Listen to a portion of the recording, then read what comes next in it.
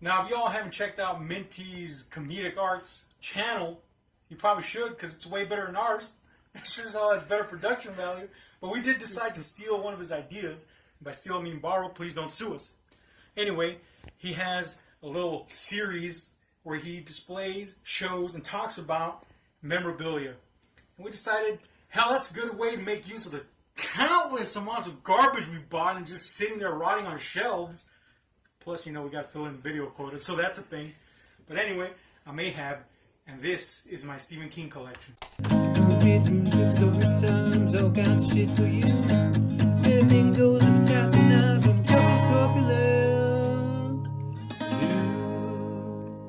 This is the current state of my Stephen King collection. At one point, I had every book up to his releases in 2010.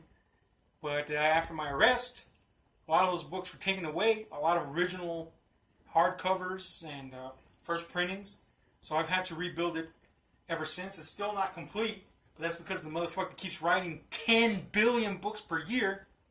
So here we are. This is the current state. It ain't shabby. It's actually more books physically than I had before, and yet somehow still not complete.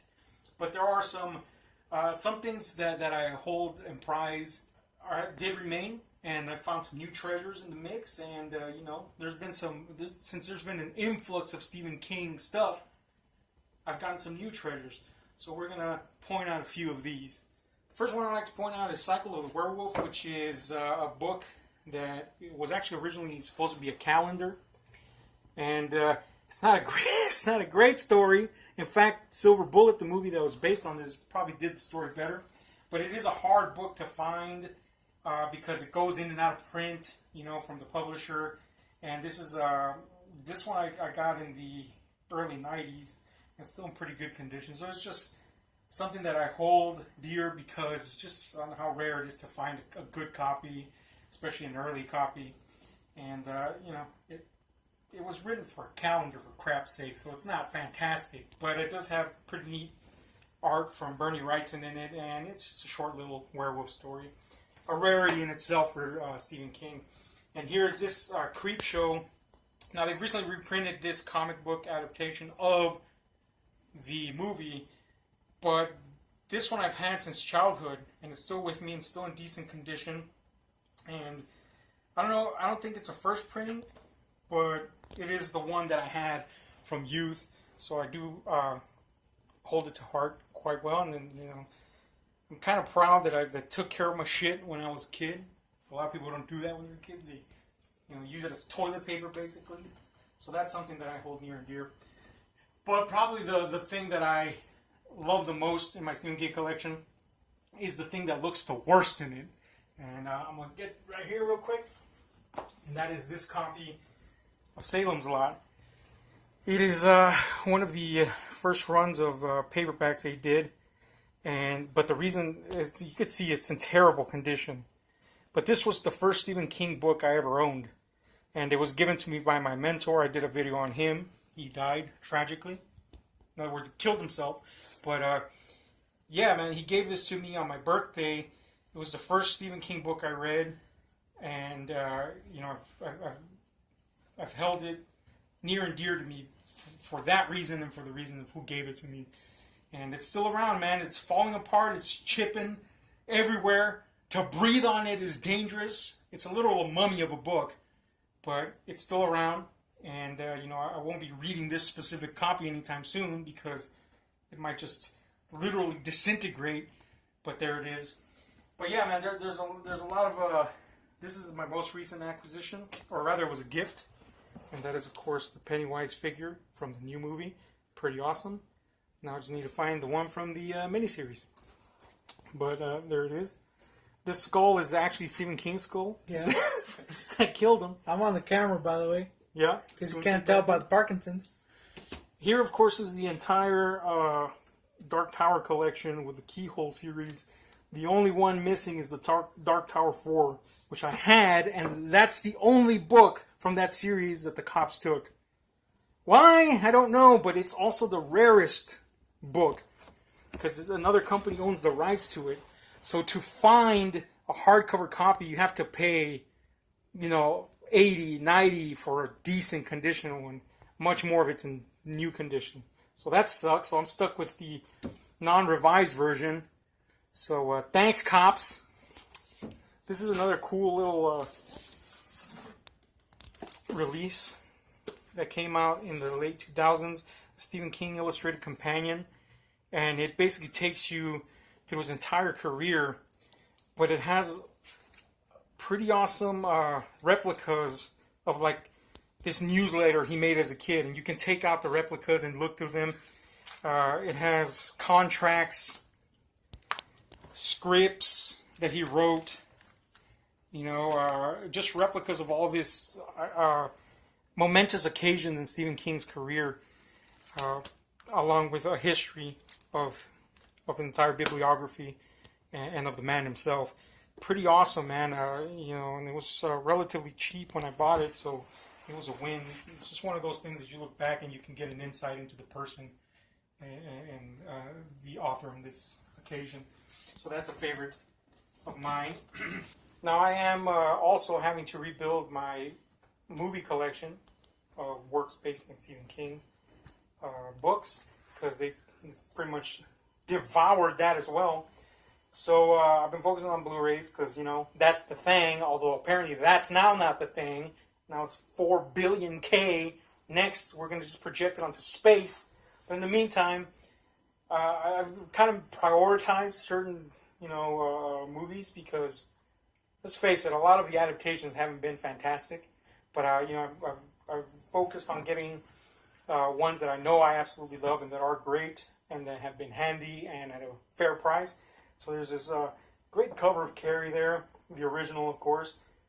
Got to get the Kubrick classic Shining, even though it's technically not a great adaptation. It is a great movie. Of course, Rob Reiner's Misery adaptation, fantastic. The Green Mile, goes without saying.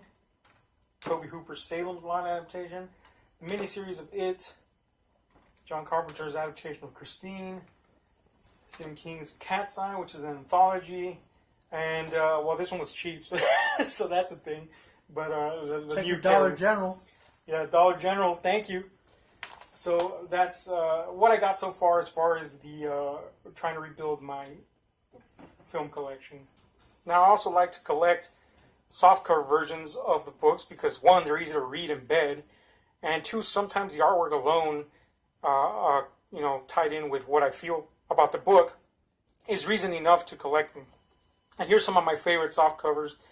Pet Sematary. This is basically just a replication of the hardcover. But I don't know, this was the standard kind of like 80s format for Stephen King books. And it's just something about this. Plus, it's one of my favorite books from him. So I just really love that particular cover. This, although it's a little beat up, is The Stand. And you're going to see a theme here. A lot of these covers are black. They have this dark theme to them, and I really like this assortment of covers. But the black, the eyes in the background, just a really neat cover. This is probably one of my favorites, and that's this Carrie cover. Doesn't even have the title in the front. Doesn't the spine, of course, and it just has these repeat blurbs, all culminating in the title Carrie. And of course, it has an insert cover, which is pretty neat on its own. That's pretty neat find. Of course, Cujo, again, just the maw on a sheer black background. This is pretty neat. The first Dark Tower book. Before that fucking horrid movie ruined everything. Fun. This is just because Arnold's. Damn. The movie wasn't a good adaptation.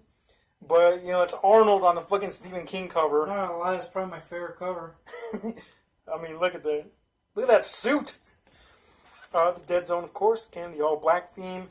And even though I don't really enjoy this book as much as others do, this is a pretty great cover, Firestarter. Now, being a collector, that means I will, on occasion, have duplicate copies. But usually, it'll be different covers. But for some godforsaken reason, I used to have 10,000 copies of Drawing of the Three, which is Dark Tower 2, which is just confusing. But I used to have like a million copies of this specific tome. And in the process, I've gotten rid of them. But for some reason, I kept this taped up version. And actually decent copy. And of course, I have the hardcover copy. And this version. So that's a thing I fucking have 1,000 of for some damn reason. Also, sell. You can find a billion copies of this at any Goodwill for some reason. I currently have 2 ditto on from a Buick 8. But I actually gave one of these away to Guntik, and he's like, oh, cool. Oh, no, wait, it was Sel, huh? I actually gave Sel a copy, because I had 3. I gave 1 to Guntik and said, here, you can have Sel. And he's like, cool. Now I can have Sel. And then he turns to put it on his shelf, and guess what he had there? Fucking Sel. Same thing happened from Buick 8, which somehow I have 2 of. Yeah. So, I don't know what the hell Stephen King's doing, but his books are magic, apparently. But also, despite having lost my original stand hardcover, and you ignoring buying the great uncut version at a yard sale. Oh, yeah. I do have 3. I got Bachman books instead. Yeah, I have 3 copies of the stand, which, they're soft covers, but, this is the worst cover right here. In fact, this entire series of cover releases was pretty awful, but that's pretty bad, too. This is bad, but it's a tie-in version, which on its own is unique. We have Gary Sinise and Molly Ringwald there, and so that was interesting for that reason alone. Although it is terrible, and of course this you have already seen. It's my favorite of the 3, but I do wish I had that hardcover. But you did mention you bought the Bachman books instead, and that is worthy to note because the Bachman books. I think it's that copy, actually. Yes. No. Oh no, it was a soft cover. Yeah, it's soft cover right here. Yeah, that one. Yes, this you got me, and that alone is appreciated because if you know anything about Stephen King, the book Rage is no longer in print. He took it out of print, and the only way you could get it is to find old copies of the Bachman books. So you got me this, and that's first of all, it has one of my favorite stories, The Long Walk, but Rage is now a collector's reason to get the Bachman books. And here's a hardcover version that I found. This is a book club version, as you can tell by the shorter stature, but it's still a hardcover Bachman books. And I do have a soft cover that also has Rage. So, yeah, but at least there's a reason for these to be around. I don't know about the drawing of the 3 with 3 million. It should be the drawing of the 3 million because apparently anybody just gets them. They win the lottery, and guess what? You got the drawing of the 3. Now, I also had this copy of Duma Key, which as you can see doesn't have reflective lettering here, or holographic foil lettering. But then you found, for me, Guntik, you found this version, which was wrapped in plastic, factory sealed, not saran wrap or something. And it has the holographic lettering. Now, I did some research, and it turns out the holographic lettering is the first edition. Oh. But there's only been one first edition and a softcover version. What? So that begs... It's like a freaking bootleg? Yeah, this I bought the day of release. And it has no holographic lettering. So now I'm wondering, what the fuck? I thought I had gotten something special with this one that was wrapped and had the foil. But really, this is the odd man out. Bootleg. Case in point, here is a remainder copy. I hate remainder marks, but this was cheap. And, it's a remainder copy, and it's of the first run. And there you go, the holographic lettering. So what the fuck is this thing? Yeah. 2 last things of note, of course, here's the pop collection of King-related Pops figures, I guess, thus far. I know there's a million more, but I'm really just focusing on the ones I want. I still do want the twins from The Shining, which would be pretty cool. But, the Losers Club for it, I want them, but fuck, that's a lot of money for a bunch of kids that are just standing around. $10 each. Yeah, so, it's not a priority, but these were priorities, and thankfully I found them. But this Notice he did not get any Dark Tower ones. Yeah, definitely didn't get those. Would have gotten that Frankrons though. Oh man, imagine they made one. But yeah, and the final thing is this slipcase Green Mile edition that was part of when the Stephen King library was around. This was a release that they did. You know, ever since then, it's been released, collected in one tome in a hardcover version, which would be pretty cool to own too. But this is pretty neat on its own because it was exclusive to that club. So that's pretty cool. I also cleaned this once with an abrasive liquid, and this this green slipcase turned white. That's good. And I had to cream it like actual human skin until it turned green again. That's disgusting. What the shit? Yeah. What's it made of? I use semen too. Reptile? It's not good. But anyway, that's a few things in my Stephen King collection that I really think are awesome. Tell us what you think. What is your favorite collectible? And we'll be doing more of these as we go along with Goontix collections and all different parts of our collections as a whole. Thank you. Hit like, share, subscribe, and those notification buttons because we are out. This music, story times, all kinds of shit for you. Anything goes inside and I don't look up a corpulent juice. This music, story times, all kinds of shit for you. Anything goes